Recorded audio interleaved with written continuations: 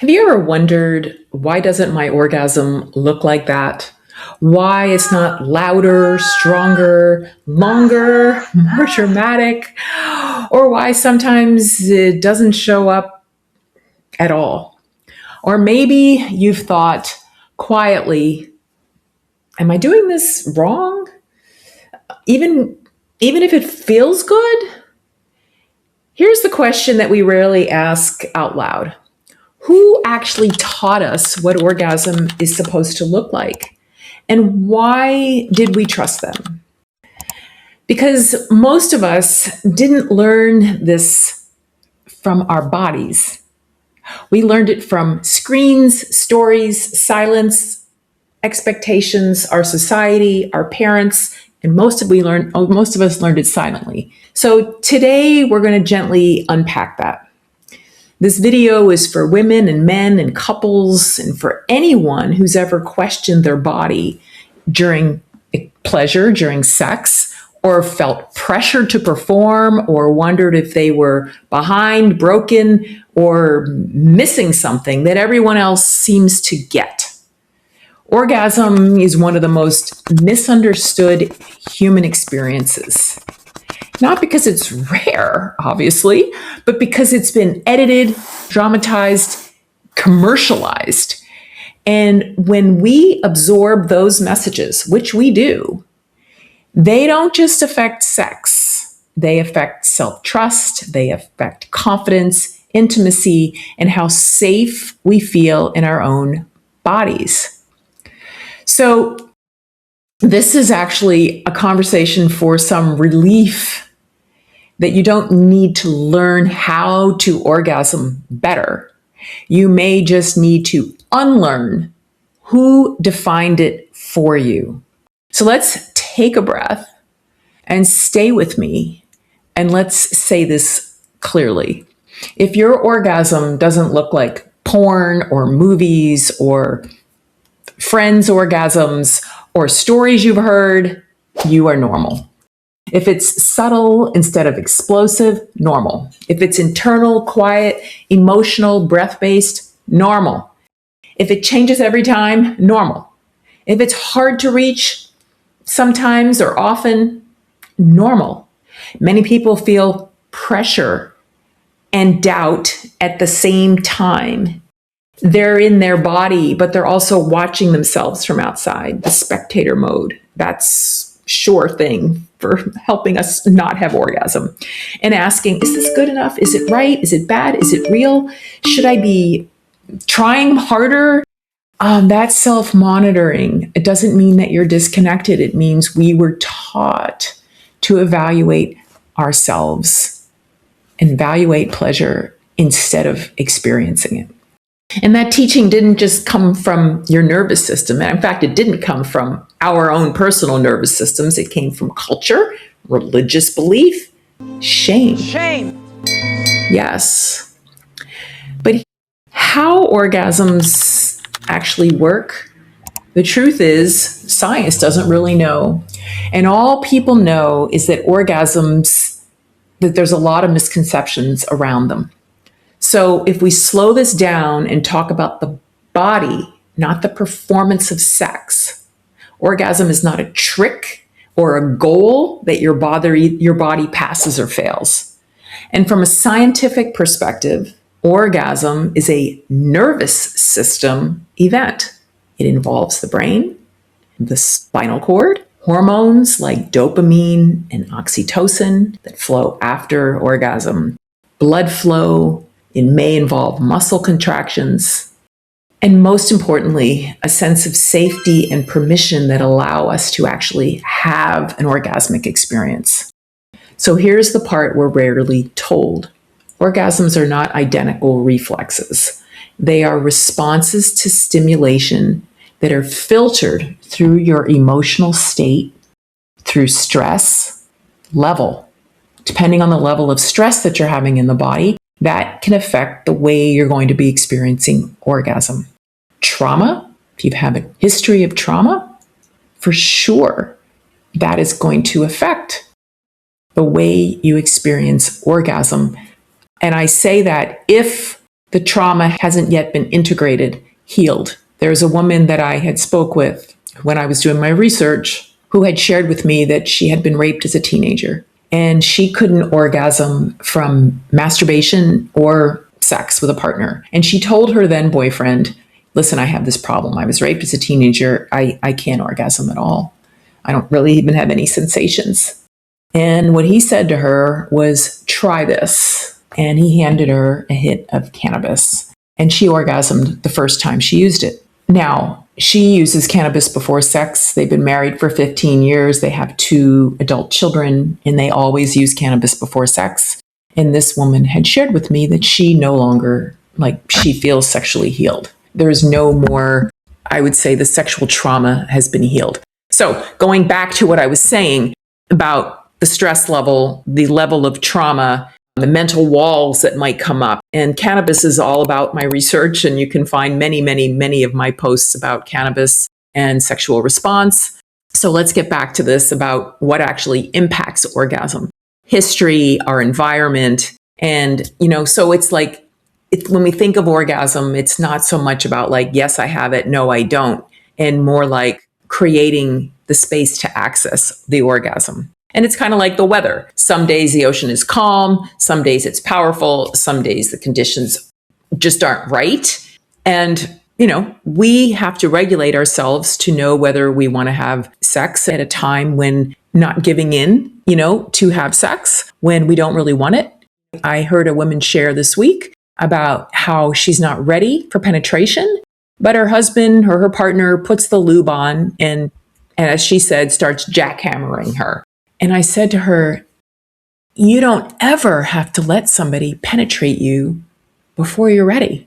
So somewhere along the line, we women have been taught to give in, and that affects our nervous system. So she wonders why she's not having any sexual sensations. Well, she wasn't ready for penetration, number one. And this is a regular practice for her. So her body is not opening because their body doesn't feel safe.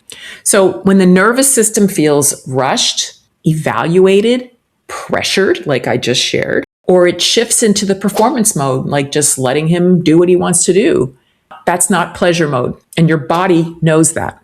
So performance lives in the thinking brain, in the cognitive part of our brain. So when you think about your brain, we often think about our thoughts, right? So thinking about your brain, thinking about your thoughts when we're having sex, that's not going to help facilitate orgasm. Now, that's another whole conversation around what will facilitate orgasm. I'm talking about thoughts about the story I just shared with you about the woman who lets her partner put the lube on and start penetrating her before she's ready and her not using her gift, her voice.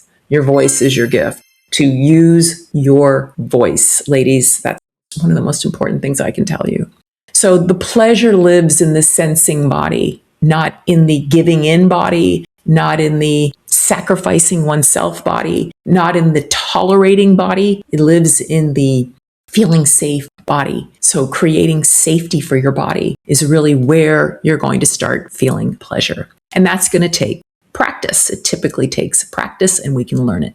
So most of us were taught orgasm through images, in porn, not through the actual sensations in our body.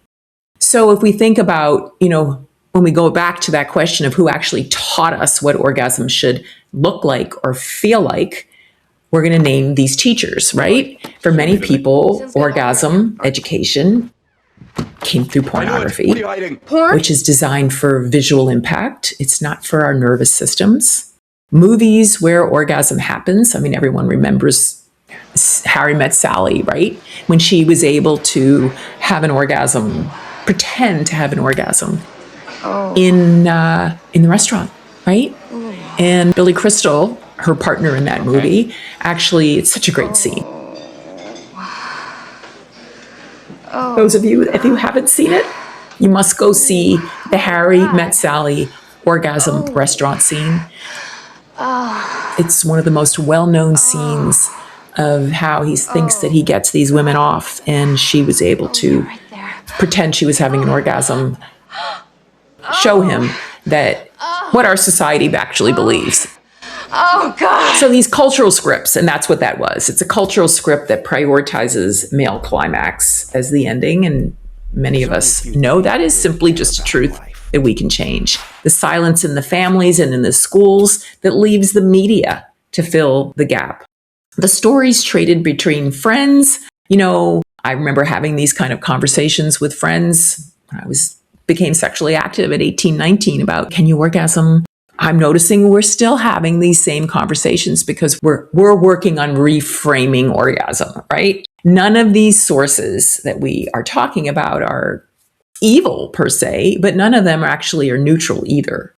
Porn just teaches what looks good on camera. It's not about really a woman experiencing sex. Movies teach us what society actually tolerates. It shows us what's going on in society, but nothing actually teach us what your body actually feels. And that's what we're teaching. Like, what does the body actually feel? So if your orgasm doesn't match the images that you see in porn, it's not realistic that it would. So we're going to start reframing it in the reframe that changes everything, that orgasm is not a performance outcome, right? It's a communication between your partner, your body, and your nervous system. And if you're by yourself, it's between you and your nervous system.